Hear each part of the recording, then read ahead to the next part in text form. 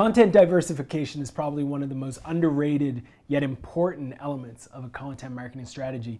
The other day I was on a website of a SaaS company that recently raised a handful of funds through venture capital, and it was interesting to watch the last 6 blog posts that they had published. One of them were a post announcing this board member. One post was about a new CFO rock star that they hired. One was about the fact that they generated funding. Another post was about this new feature that they were hoping to publish. Everything that they had published was about them.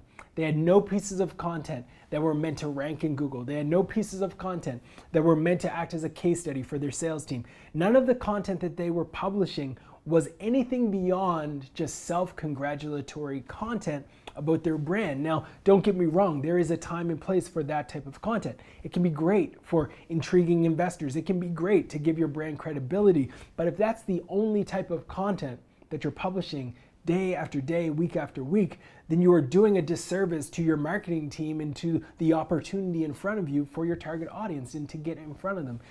A great content strategy is diverse in the sense that some posts are going to be having the goal and intent of ranking. Some content is going to have the sole goal and purpose of taking somebody who may be already into your funnel and moving them further along through nurturing and things of that nature.